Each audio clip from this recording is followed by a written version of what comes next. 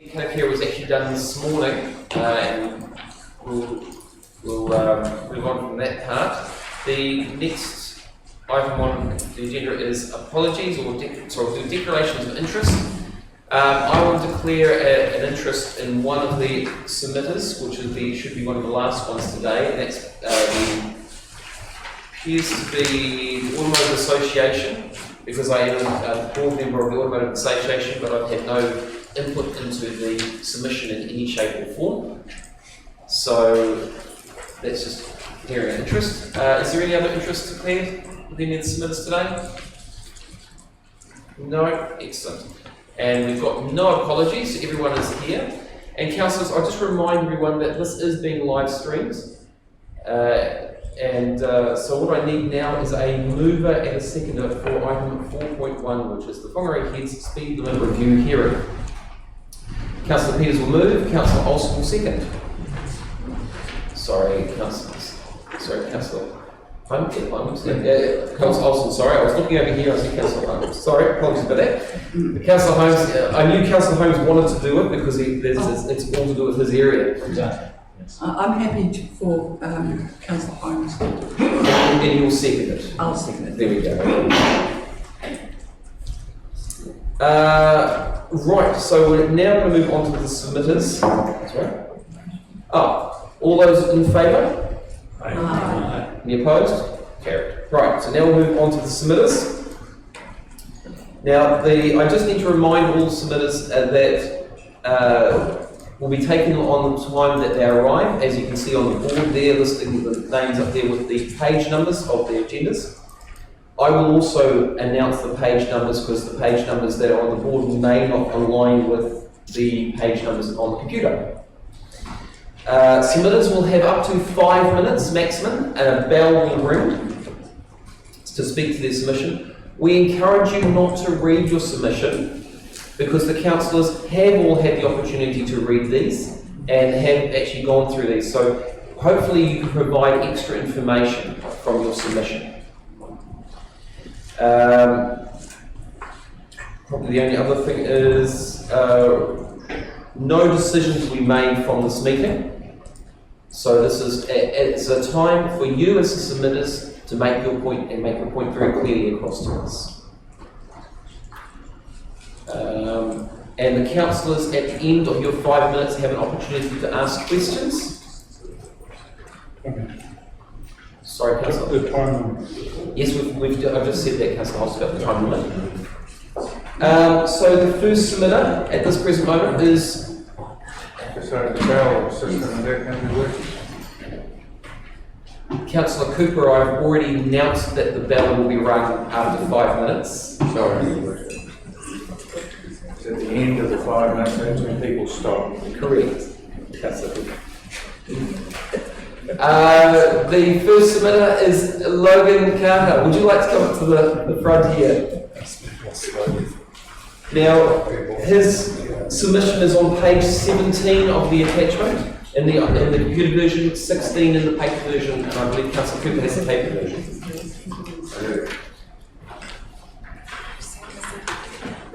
Good morning. Once I get over my nerves, it'll be all right. My primary focus is safety, and not just safety of vehicle drivers, but safety of other people who have to use the road. So Whangarei Heads Road is pretty much the only way of getting from A to B. So for people, for walkers and for cyclists, they have to survive on that road as well.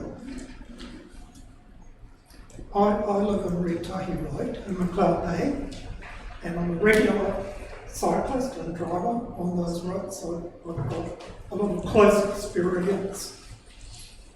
I do a lot of local trips where I can by cycle because it keeps me fit, reduces the traffic on the road, lowers my carbon footprint, but I recognise that the risk associated with this related to the nature of the road and the traffic volumes,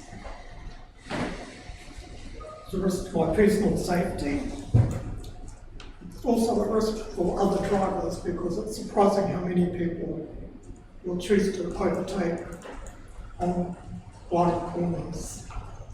And I think, gosh, they must be hopeful that there's nobody coming the other way. I'm not sure if you're familiar with Whangarei Heads Road, but I wonder how it fits within the road speed environment rules, which talk about 80 kilometres per hour, general rural sealed roads with clearly marked centre lines, sufficient shoulder areas, and not tortuous in terms of curves. My personal experience was there are very few areas on that road that have any shoulder whatsoever. If you take the shoulder to be where the white line is on the outside, in most cases there's nothing on the other side of the white line. So, and literally nothing in some places, like a steep drop off, a drain, a bank. So in many places there's nowhere to go if you're me on the side of the road. If I go off the road at that point, then I'll be on an accident.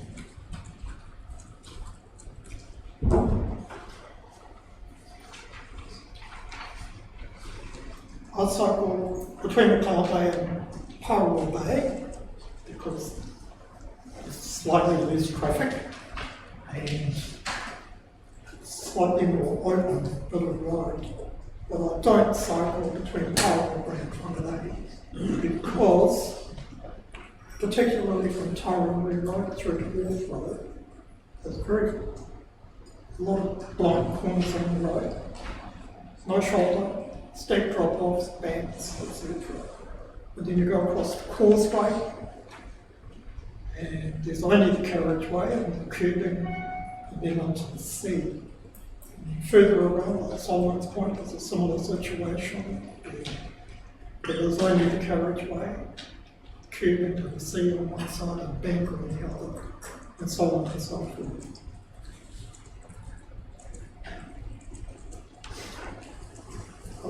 I'd like you all to consider that roads are for all transport modes, not just cars, trucks, etc., but also for walkers and cyclists. There are no alternative routes.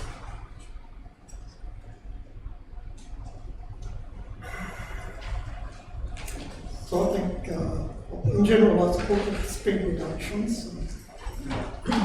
We've reduced the wear and tear on the roads, especially from increasingly heavy traffic. There's more and more heavy traffic.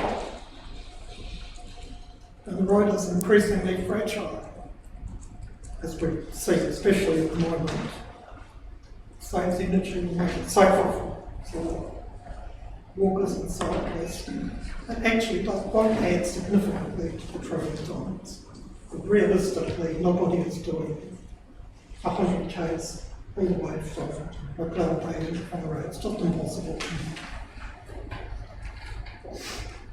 So,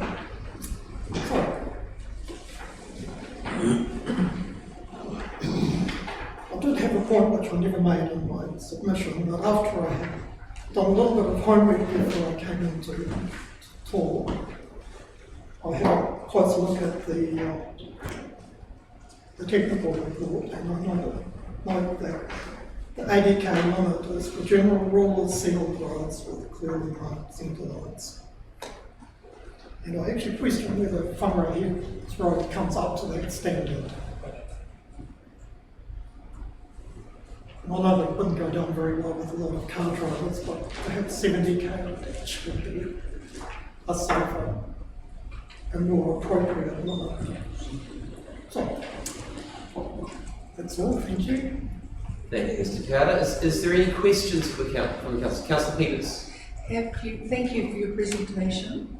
Have you any experience yourself in driving with a bike during the on this section of the road that you want to reduce to 60 kilometres an hour? The between Tauranga Road and Wharf Road, and also between Tolikula and Areas. So have you had any negative experiences on that road? I've done it once, and it was because I had some folders to drop off. I'm involved in community things. And so I thought, oh, I'll go to Manganese Point, do it on my bike. I did it in the weekend, and it's actually really busy on the weekend. And that road was like, I did it once, and that was enough. Going the other way, like the section between the 20 Coolers and the airports, it's got a lot less traffic. So although it's not sort of ideal, it doesn't make me feel as at risk. Thank you. Any other questions? Thank you, Mr. Carter, thank you for coming in. Again, as I said before, we're not going to make any decisions, but you're welcome to stay here and listen to the other submitters if you'd like. Thank you. Tanya Wood. Now, her submission is on page 2 or page 3 of the digital copy. Tanya, come on up. Thank you. Now you can sit, you can stand. I'll lean if you don't mind. Lean is fine as well. I have a tendency to throw a stick around, so we'll leave that there. I did make a submission about the speed limit on all of the roads, but I have also written a statement which, if you don't mind, I'd rather read. We only got power back on yesterday, but believe me, I'm clean. I don't care. Okay?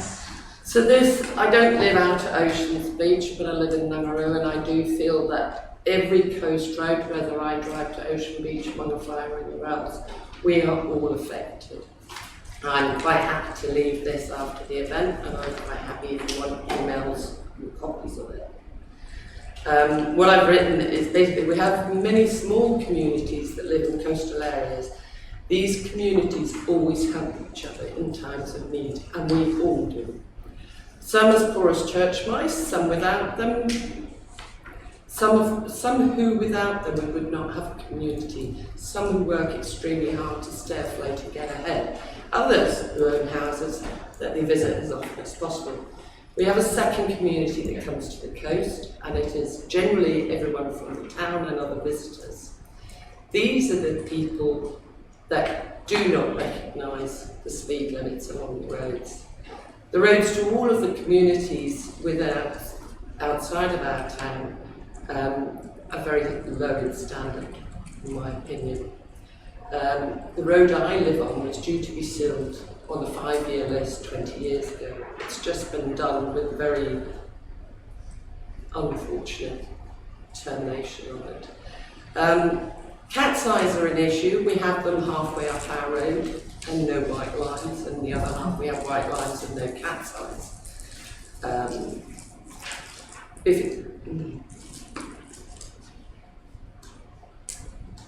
We'd like our coastal roads to be made safer, basically, sorry.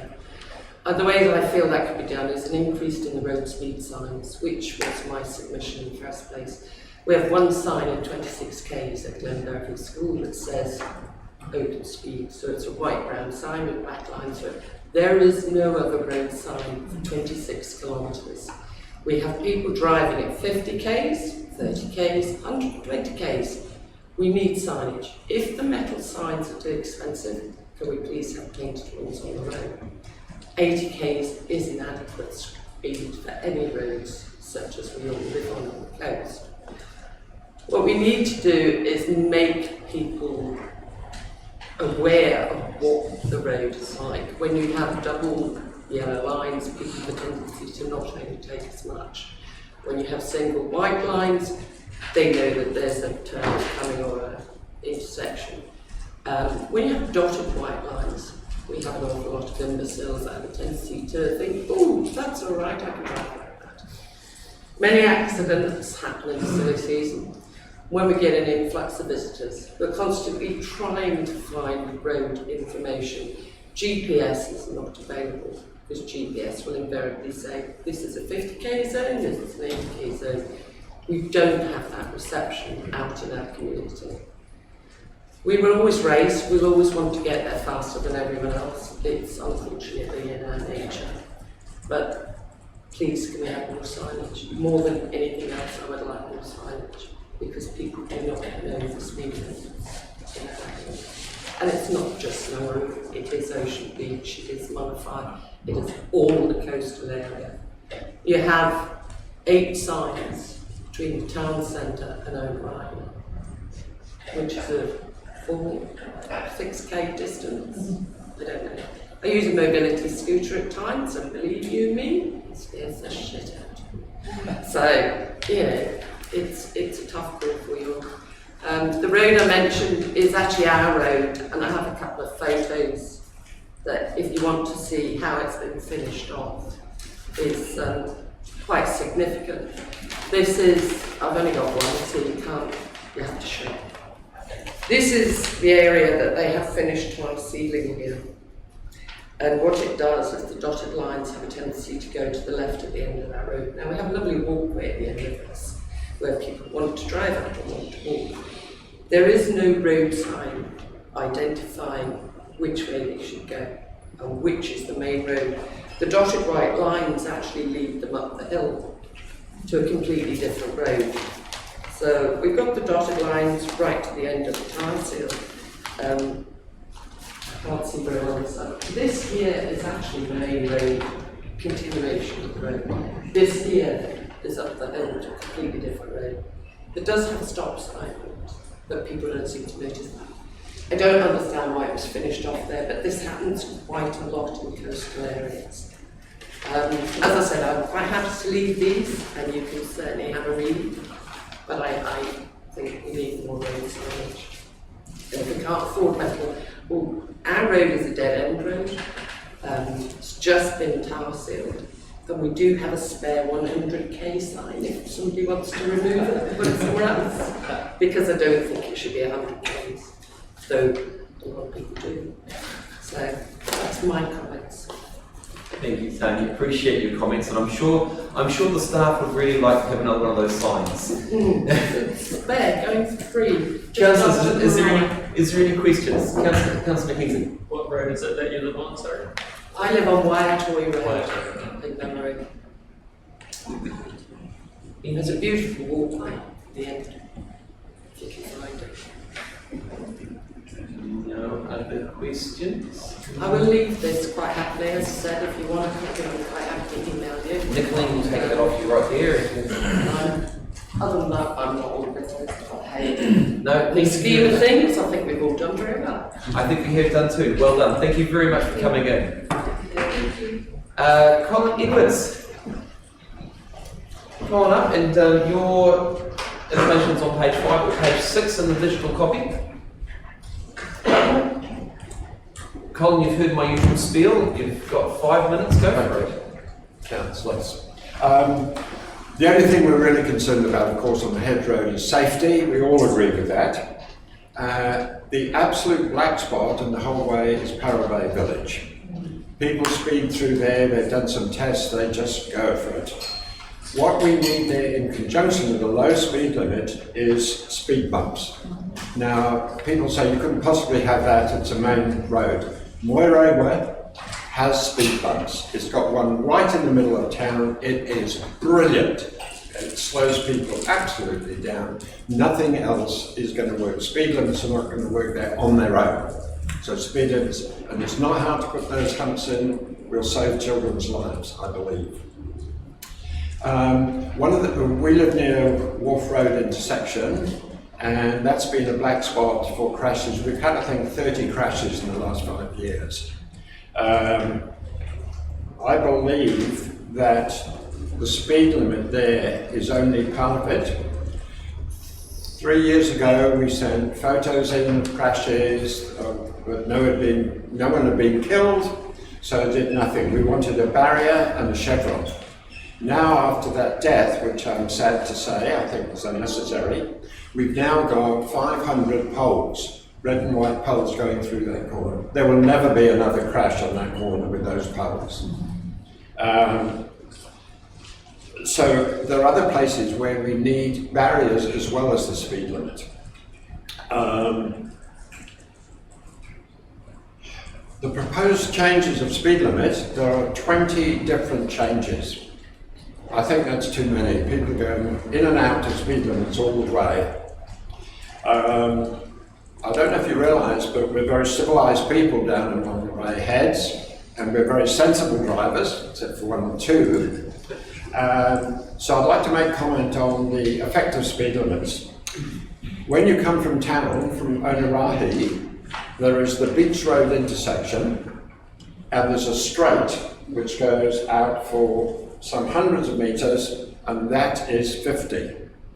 I've done a study for the last 6 months. The average speed of all sensible drivers is 70. I always go 70, everyone else does, it's a nuisance that people don't. We can see everything. The speed limit has no effect whatsoever. Now, some time ago, Heads Up, which is an organisation there, applied for a resource consent for, I don't know what it was. The speed limit was put at 50 there for a stretch of 100 metres. We objected because there was no work done for 3 months, but they said as soon as they put the consent in, the speed limit had to be. The average there was 75 for 3 months. You cannot get people to change their behaviour on the road if it doesn't make sense. I'm reluctant to talk about that 50 speed limit from Beach Road out, because I know the next thing we know there'll be a speed trap there and I'll be paying a lot of money. The things that are going to reduce the crashes is things like they've put in since that death. The rumble strips are fantastic. More of those, great. They've done some changes to the lines, absolutely fantastic. I think those in conjunction with the speed limit are going to make the difference. One of the other problems we have is that other than that straight piece of road, which I might now get caught on if they listen to what speed I'm doing, is that there's almost nowhere on that road, if you reduce the speed limit, that they can enforce it. Because you've got to have a really safe place for the black van that's in Whangarei. You can't put it on corners, and that's where the crashes occur. So what I'm saying is, in general, fine to the speed limits, but they're only a small part of it. We must have more barriers where people go into the sea, the rumble strips, more of those. I know I asked that would the speed limits actually save crashes, and they said yes.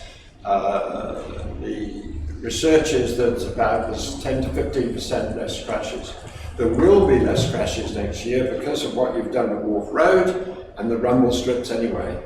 But anyway, as long as we do things in conjunction, brilliant. Thank you. Thank you very much, Colin. Now, I think there's some questions here. Councillor Cooper. Thank you very much, Colin. Previous speaker mentioned the two communities that use the Heads Road, those who live there and the holiday makers. And you've mentioned the death of that person. Which community did that person belong to? Was it someone The local community, sadly. Someone who's familiar with the road? Yes, yeah. Okay. That particular corner, the camber is wrong, and on a wet road, if you go slightly too fast, you slide straight off into the harbour. And a barrier there would stop the cars going off. Wouldn't stop the crashes, but it would. Thank you. Thank you, Colin. Any other questions? No, you can let the flight there, Colin. Thank you again. Appreciate you coming in. Councillors, we now have Steve Westgate from the Automotive Association. His submission is on page 37 or page 38 in the digital copy. And he's also provided a handout as well. Steve, you've done many of these submissions in the past, so you know the rules. 5 minutes, and we encourage you just to tell us more information on what you've got in the submission already. Thank you, Mr. Chairman. As you have a copy of my notes, I'll be glossing over some of those sections to get within 5 minute time limit. But as stated in our submission, we do support meaningful measures to lower the road toll. That's everyone's goal, I think.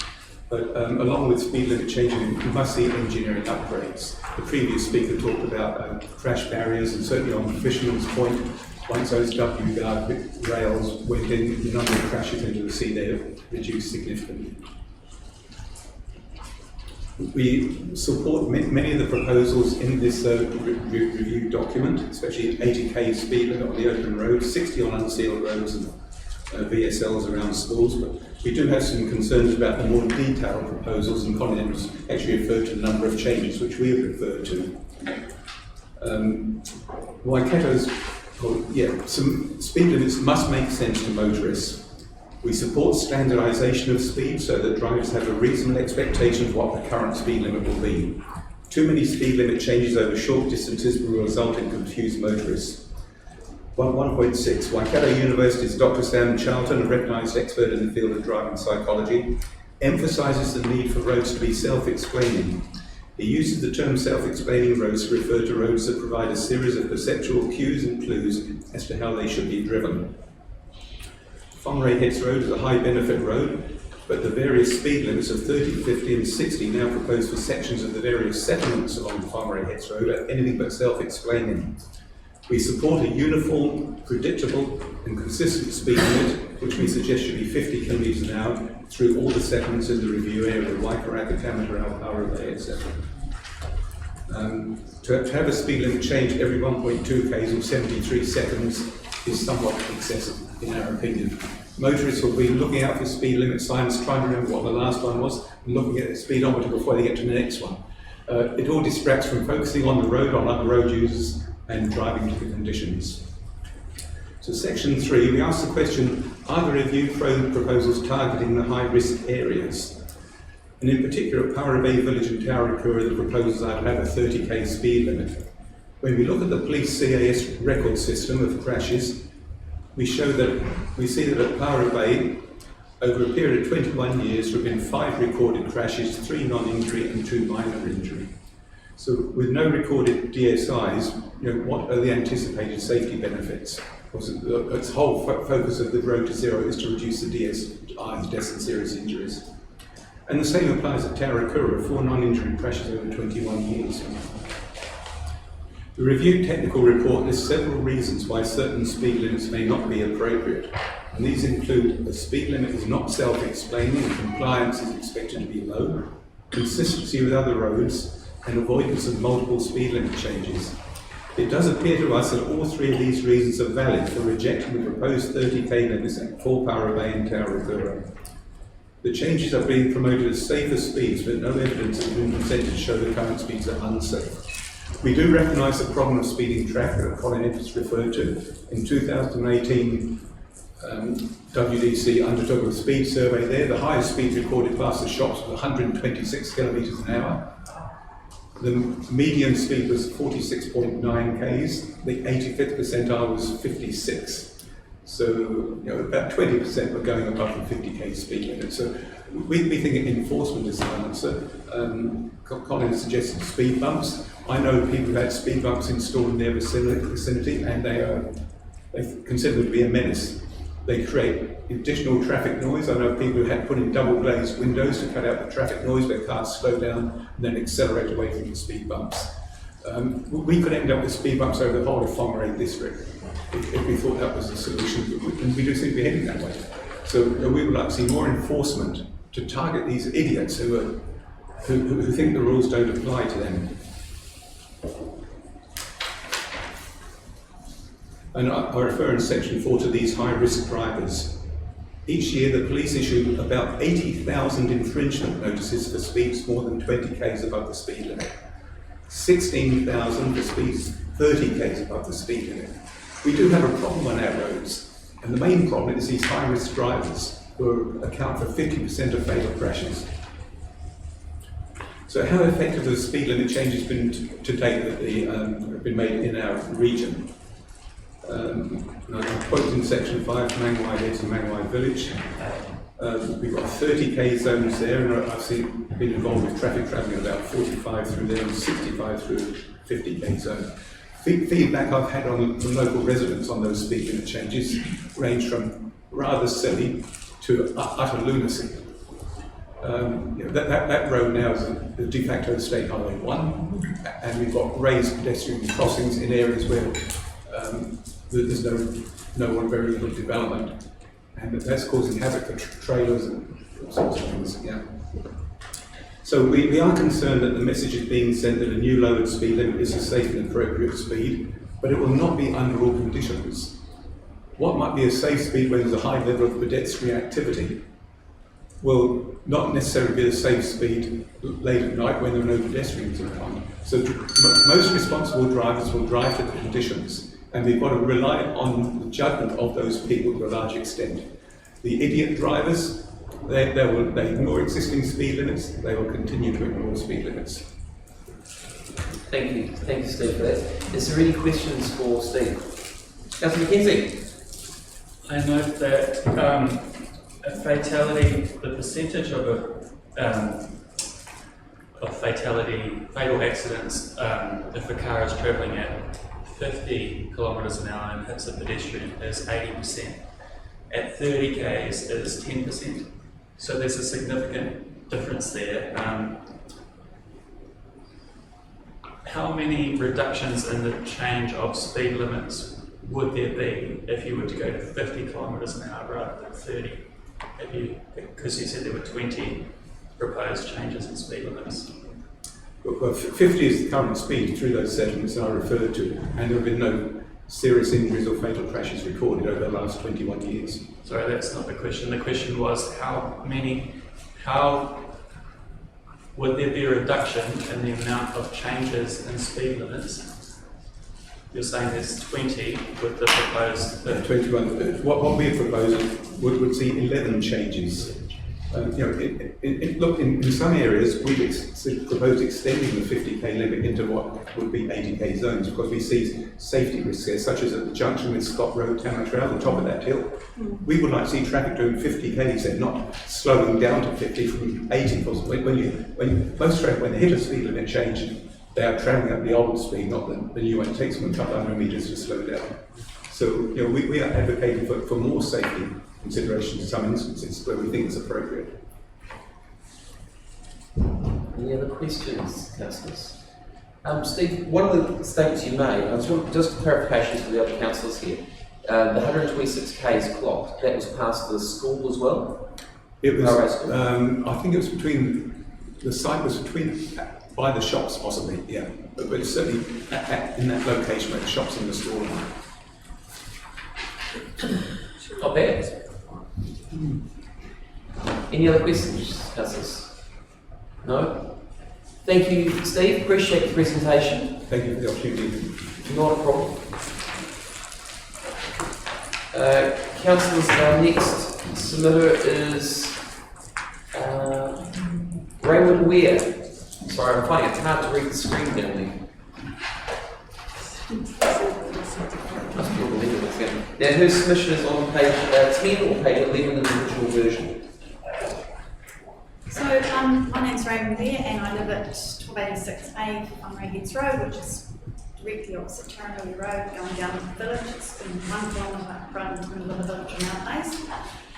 In addressing my earlier response to your statement proposal interim speed management plan for Whangarei Heads catchment area, I'd like to zero in on 2 particular areas which I'm passionate about in regards to the speed limits, that of the Whangarei Village and the Whangarei Tavern. In my submission, I stated that I absolutely agree with these suggested proposed speed limits of 30 kilometres per hour past both these very busy places, and I still do. But when I took a close look at the stretch of Whangarei Heads Road from Thompson Point to just past Pitioni Road, I was a wee bit alarmed to realise that in fact within this mere 5 kilometres of road you are proposing 7 speed variations. So I think there needs to be some work done on that, and that's a bit of a theme I hear coming through from other presenters. I struggle to see how people driving these roads will cope with this, myself included. I do think that generally dropping the speed limit from 100 kilometres per hour to 80 k's on the speed heads area out in sections of open roads is a must. But we need to maybe simplify the rest of it more. Not sure how we can do that, and that's not what I intend to address today. Whilst in principle I agree with sensible, well-considered lowering of speed limits, my point is that it is all very well to impose new speed limits, but this review process and any subsequent speed limit changes that may occur as a result will be in vain if human behaviour isn't able to go by. And I think that's come through as well. I observe daily whilst walking my dog from our home down into the Whangarei Village, a very busy piece of road, which by the way has just had ripple strips put on, and I agree with Colin on that one, because people don't keep on the road, they cut through and we're here the way, and they're speeding. They're doing 100 k's, going down the hill, it's like it's a target. The 50k sign's coming up, we need to get there as quick as possible, as short as possible, and we're going over the ripple strips.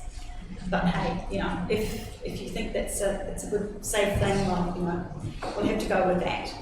But anyway, a very busy piece of road that starts off at 100 k's and drops to 50 k's. The majority of motorists do not adhere to these limits, especially past the village and the school, and then out of the village past the community centre. I would suggest 90% of the time. And I do this usually in the morning, anywhere between 7 and 9 o'clock. And all the trackers going to work, they hoon through the village, and they're all locals. It's like, we don't care, we need to get to work. We're not going to adhere to that.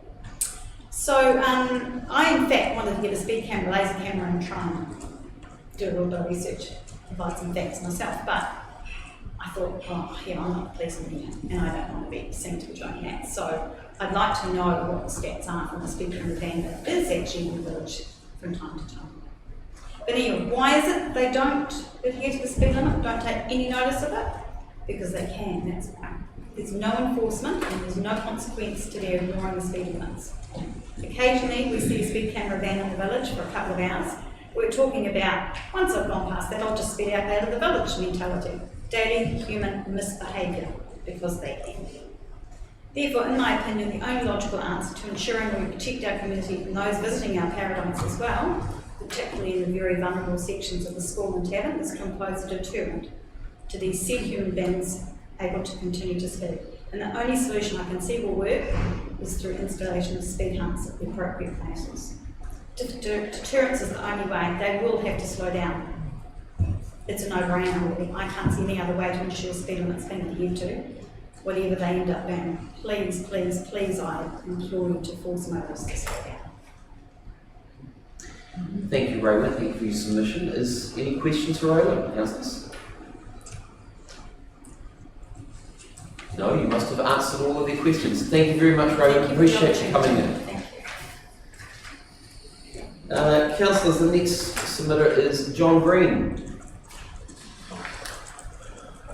His submission is on page 25 or 26 in the electronic version, and I believe he's also got a PowerPoint presentation. Yeah, I've got a PowerPoint and I've got some handouts as well. Hand those to the for you. I'll give you something there. Thank you.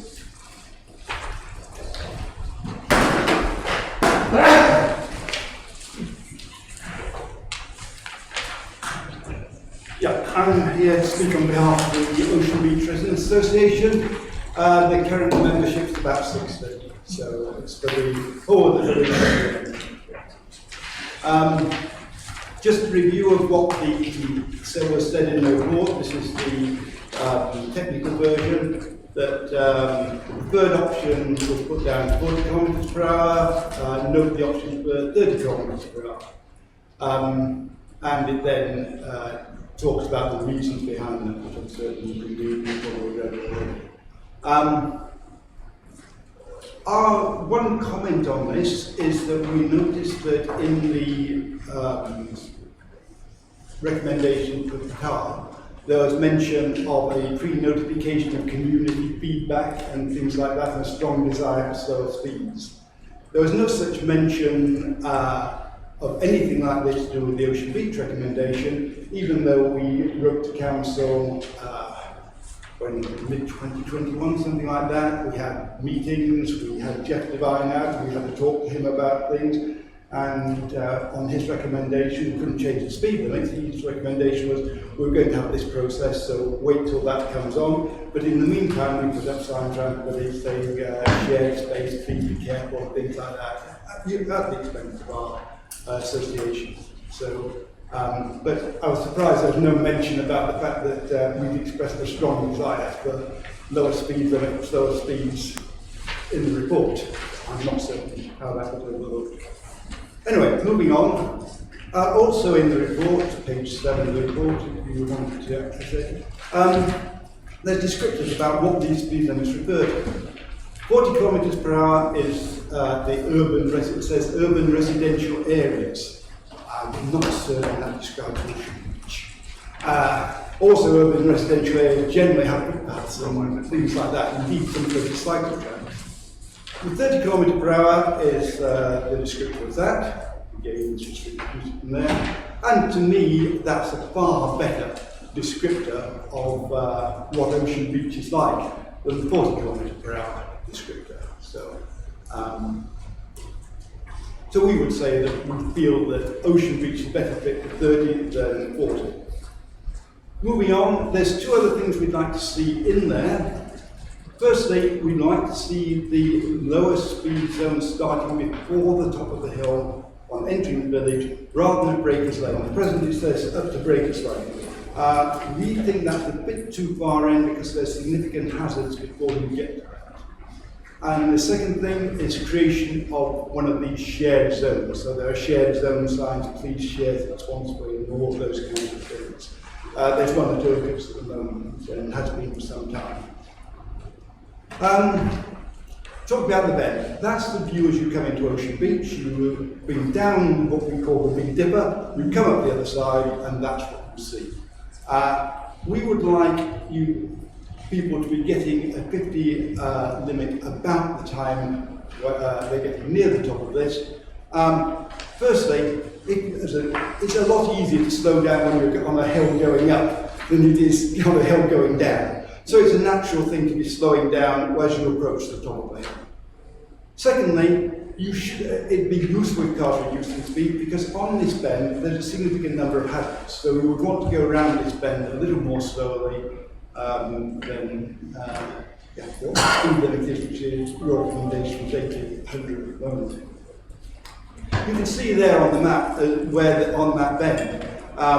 You're coming up the hill from the left-hand side and going around to the top of the picture. There's Peachco car park track coming in there. I've got it the other way around. Breakers Lane, you can see a bit further down, which is where the break is at the moment. That services 4 properties. The Peach Cove track services the car park. It also services 5 dwellings, and more importantly, it services the headquarters of Breamhead Conservation Trust, which is right down the bottom of that picture. They have quite a lot of volunteers. In fact, you've got somebody on your council who's one of these. And there's lots of traffic in and out of that. There's permanent members of staff there who use that every day, and so that's got quite a lot of traffic. In addition, as you can see, there's a number of properties around there, so there's a number of driveways coming on or around that corner. So we feel that to be going around that corner at 80 would be fairly irresponsible. We'd like to see cars slow down before they get to the corner. Creation of a shared zone, there's a number of points there. Firstly, very high density of foot traffic. I'll talk a bit more about that later on. Significant and increasing number of vehicles that are going through the village. The visibility in the village is often limited, and we've got very limited safe refuge spaces on the side of the road for pedestrians. So look at those in more detail. We've got about 60 residential properties. Many have got elderly children, elderly people in the children, things like that. About half permanent, about half holiday batches. They're fairly well used holiday batches, I have to say. And that's why the population village approximately doubles at holiday times. The Depara walkers, that's the Breamhill Ridge track, have to walk through the village between the car parks. Unless they're going one way or the other, they park their car at Ocean Beach and then pick it up at Peach Cove or vice versa. So they're all going through the village. Sorry, I'll go quickly. Most residents walk with buggies, carrying surfboards, things like that, so it's not simple foot traffic. It's a popular tourist destination. It's on the Tiara Road walkway. It's the best beach in the region, so we've got lots of locals who access it, and the car parks are regularly full. Visibility issues. If you have a look there, you can see that's Whangarei Road. It's got 2 blind bends on it. You can see looking down from the junction. There's a blind bend halfway down. There's a second blind bend in the opposite direction. And at the end, there's a shared bridge with pedestrians. You can see where the tracks are. You can't walk across that when there's a car here. Refuge spaces. There are no footpaths. They wouldn't fit in. We've never asked for footpaths. But that's what we've got on the side of the road. You see the space on the side of the road between the sealed roadway and that very steep gully is very limited. We need people to be considerate. And so to summarise, you can see these are our signs. What we want is a shared road. Please ride carefully with us once we. So it's a better fit for the 40. We'd like similar things to the terminal areas. Urquharts and Poitou have got recommended 30 with shared zones. We would like to do the same, which we're at the end of the road, we're not through traffic. The report actually states 30 may be more appropriate. We think it's certainly more appropriate. We'd like to strongly support that being the final decision, and we'd like that zone starting before we get into the village. So, basically, that's me. Thank you for listening. Thank you for your submission, John. I believe we've already got a councillor who lives out that way, so we've got to have some questions for you. Councillor Holmes. Thank you. Thanks, John. A good presentation. Thank you. Can I just ask you, because I'm down past your house, there are speed bumps already towards the end of the road. Yeah. Do they have any impact on the speeding down that end of the road? It's presumably the answer is yes, but how much speed they have, you can see the speed through the village, average speed is quite considerable. There are people who go through there fairly fast. I walk the beach every day past those speed bumps. They're fairly old, they're fairly worn, and they need replacing anyway, and hopefully that will be part of this. But to what extent they're effective, I mean, as a driver, I find the things that work far better are sort of twisty chicane type sort of things and that kind of thing. But speed bumps are certainly better than nothing. But those are fairly flat, unintrusive speed bumps. I don't drive on them because I live this side up them. But yeah, certainly they have some effect, but you can still drive on them fairly fast. Any other questions? Thank you, John, for the presentation. Appreciate you taking the time to come in. And thank you for the PowerPoint presentation as well. Now we have the Para Bay Recreation Residents and Ratepayers Association. Never. Good morning, everybody. James Griffin, James. Chair of the Residents and Ratepayers Association. Got over 200 members representing around 200 residents of Para Bay. Just like to summarise the submission and highlight a few things that aren't in the submission.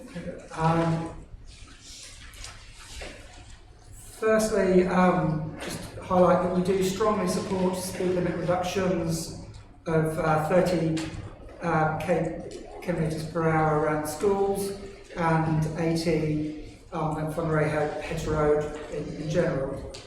We recognise that the Whangarei Speed Review is part of a national rollout, and there's a need for consistency nationally, and that's an awful lot of work and detail has gone into the review in Whangarei, and including dropping sessions and presentations by NTA members here, and we really appreciate that and I'd like to acknowledge it. We do have some concerns about the number of speed limit changes in places, and would like to highlight the importance of other measures in addition to a sign that has a changed speed limit, such as other measures such as traffic calming, education, better communication. Might include the road markings. We've had Some improvements to road markings include kind of rumble strips and wider lane delineation, which is a dramatic improvement, but also landscaping and improved safety for walking and cycling, and in particularly within the Whangarei itself, we believe that speed platforms are really needed. To highlight that, there has been some reference to there's a Steve Westgate 2018 speed review. It's a fortnight period between August and September. Obviously there will have been quite a large increase in traffic since then. 5 years has gone by, but just to highlight the median speed at the community centre from that survey was 60 kilometres an hour. 85% of the vehicles were travelling at or above 69 kilometres an hour. The maximum speed at the community centre was 143. I think somebody said there was a reference to 126 outside the school and the shops, so that was outside the school and the shops. There were 163 vehicles that were travelling over 30 kilometres over the speed limit, 80 kilometres. So there are some real issues. I'm not aware of anything that's changed dramatically in the last 5 years other than the number of vehicles going up. And that's why I personally believe that platforms are needed to account for those extreme instances. The particular focus of our submission is the Whangarei Centre around the school and the shops, and consideration of, there's a current Kia crossing. It's operated by volunteers during school hours. A better standard of crossing would dramatically improve that, particularly traffic lights, pelican crossing type of crossing, so that it could be operated by when the pedestrians are around and when there aren't pedestrians around not. That can potentially links into possible consideration of a variable speed limit. I know that as part of the speed review nationally, there's opposition to considering variable speed limits in front of schools. Personally, I think road users are able to read the road, particularly if there are clear signals given. But going through Whangarei, if it's evening and it's quiet, it's kind of usually clear that there is or isn't an evening activity at the school. So for those out of school hours, generally I would have thought that vehicle users should be able to make informed decisions on speed, and that a variable speed limit might help. Yes, I think that's about it. We've got. I'd just like to reiterate the benefits of enhanced walking and cycling safety. Whangarei might be 20 kilometres out of town, but I've commuted hundreds of times on that road. I don't generally do that now by bike, cycling, because I'm concerned about road safety. It would be great to feel safer and to be able to do that, particularly with there being more e-bikes around. It's not that far to commute. There are other synergies that could potentially benefit with, for example, the current placemaking programme that identifies or is likely to identify road safety as a real priority, and there's a lot of opportunity there to improve that communication with road users. And just one other very minor point, The Road to Zero relies on reducing accidents to zero, yet at the moment most of the measures that are used are serious injuries and fatalities, and it seems to me that it would make a lot of sense to be monitoring better near misses. Every 2 or 3 weeks on the road between Whangarei and Whangarei, there's a car overturned on the side of the road. Most of the time that's not going to appear in any statistics, but it's a near miss, could have been a fatality, would be very good to be capturing that information. Thank you very much, everyone. Thank you for your presentation, James. Is there any questions from councillors? Oh, Councillor McKenzie there. I know that you are concerned about the number of speed changes as well as some of the other presenters, but are also supportive of the 30-kilometre zones. So, do you see any issue in going from 80 to 30 and not having that sort of gradual reduction, because that's quite a big change in the speed? Just wonder what your views are. I think it's all about communication, giving really clear signals to road users, and I think when traffic conditions change, if the road narrows or there's kind of different landscaping, there are different signals that really aid that transition, and I personally don't have a big problem with it changing 3 times rather than going from 80 to 30. I can see the benefits of an intermediary 50, but I just think it really needs to be communicated clearly, and that's more than just a sign with a red sign with a number in the middle. Appreciate that. Councillor Harding. Sure, thank you very much. I just wanted, and also with previous speakers as well, the area around enforcement. But I was thinking as an entity that represents over 200 residents, and some of the statistics that you've provided, is there any kind of liaison with the local police around the number of enforcements that might have occurred during, just thinking about the high speed ones, and were there anybody? Well, that was really part of a district council speed review. We've taken active interest in that, but we're not communicating directly with the police. No. Councillor Holmes. Just on that, thanks, James. I think, as previous speakers have said, we occasionally have speed vans outside the school, camera van outside the school, and we occasionally have the booze cruise thing there as well. But other than that, I'm not aware of any enforcement that goes on in that area. And it's one of the few areas of the road outside the school. It's a long, straight piece, and it's an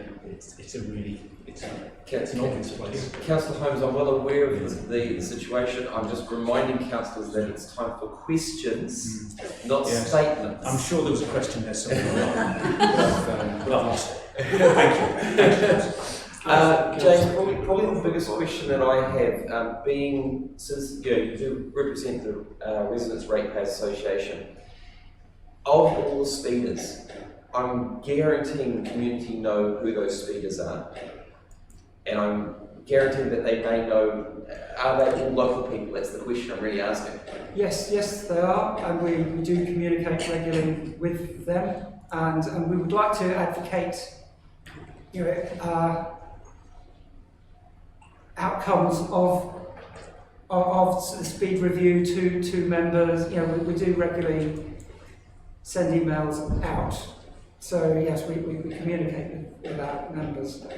It was something I just had meant to mention. Another very useful tool is, you see in some places where there's something that tells you the speed you're going. I think that's a really handy thing. Like you know that to ask you to slow down, it says you're going 80 kilometres an hour and you're coming up to a 50. It's just a very, very helpful tool, and it's a pretty low level. Well, anyway, just not mentioned it. Thank you very much. Any other councillors? No? Thank you, James. And Councillor Penny also apologises for his phone going off. It's going to cost me a bag of chocolate fish, which I will provide tomorrow. I believe our next submitter is Rick Miller. Come on up. Now, Rick's. Have I got it right? Was it Rick? Yes, it is.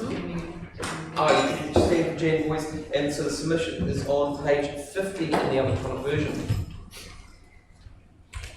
Good morning. I'm reading on behalf of Jan Boys. She thanks you for letting us all submit the speed limit hearing from Whangarei Heads, because we're all affected by it every day. A cancellation and new date for another initiative the Council has been supporting has clashed with this meeting, and that means that Jan sends her apologies. I'm Rick Miller, I'm from Tarakura. Jan also is from Tarakura. She's well known, she's a part of the Whangarei Heads Community Association, but the comments today represent her personal view, not those of the society. Since the meetings in the Whangarei Heads, quite a bit's happened in the area and the top of New Zealand, as we all know. Some new centre yellow and white lines are painted on the road, and I think more cat's eyes were put in. Thank you for those. We've seen the pedestrian crossings at the Kamo village, which are 25k, are very restricted. I don't think this type is necessary for Whangarei Bay, which is a through road, and busy school times are a very small part of 24 hours of the day and 365 days of the year. Personally, I would plan another road bypass the village. As I've said in my submission, councillors advisors suggest this way back in 2008. The road service is disintegrated near Mount Marae and Tarakura, and even though there are still roadworks going on very broken roads with lots of cones, cars are still going too fast in other areas. How much does it cost to have our own movable speed camera? I'm serious, I feel it would pay for itself in many ways. By and large, at the moment, the adherence to the road safety is an honour system. We have very few monitoring of the actual views, and as people mentioned before, there's the occasional speed camera at Whangarei Bay. That's not in the areas which there is great speed in. As in my submission, please can Council work to put passing bay signs up for a few areas where locals already know it's suitable to pass, and can some new ones be built, please. Thanks for your time. Appreciate that, Rick. Is there any questions for Rick? No, obviously you've spoken it very well, and as I said, Jan's submission we have read in here, so we do know what she's referring to, especially with the new road. But thank you. Thank you very much for taking the time to come in, Rick. I appreciate that. Councillors, that is all of our submitters that have come in for today. And I just remind all councillors again that this is not a decision-making process. The decision-making, we'll have a council briefing at 9 AM on the 7th of March where we will review the submissions. This is an open and public meeting, so that members of the public can come and have them. And then at this present moment, there's been no date for the actual decision making. So that allows the staff the time to go through the review process and actually come back to council with recommendations, so we can actually go through that when that happens. As this is the end of the day, yes. Just before you go off that, there's a couple of points come up, and I was pretty disappointed when I read through the submissions and heard this minutes here about this. There was no recognition of the safety of the school interface with the streets. In the Whangarei placemaking plan, Councillor Anderson, Councillor Glenn and myself went out and observed the behaviour outside the school, and we were trying to get it in the placemaking. We were told at that stage, wait for the speed limit review. Now that's 4 years it's taken to get to this point. I'd like our staff to make sure that the safety of that, what has already been previously discussed with the council, is taken into consideration for the speed limits. But it's a real mess outside our school. Yeah. Councillor Hosmer, I'm well aware of those things there, but I'm also quite well aware that on the 7th of March, you'll have more time to bring it, and we have got staff in the room here, and they are listening. and they have been listening to the submissions, and I'm well aware that they are looking at the school quite regularly.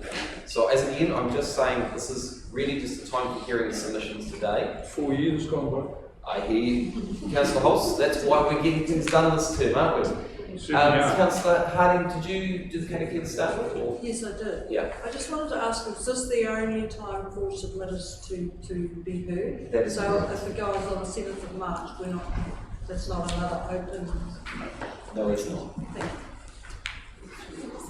If there are people who want to make comments at council meetings, they have the ability to apply for a 5-minute to make a comment if they want to. Oh, okay. However, this is the only time for the submissions for this for speakers. So, that being that, Councillor Harding, would you like to close the meeting and take it? Kia ora tātou, e mai tātou, kia tātou katoa te atua o te tātou ariki a ihu kuraiti, me te aroha o te atua me te whiwhina tahitanga ki te wairua tātou ake ake. And councillors, I'm going to call the meeting closed at 12:06.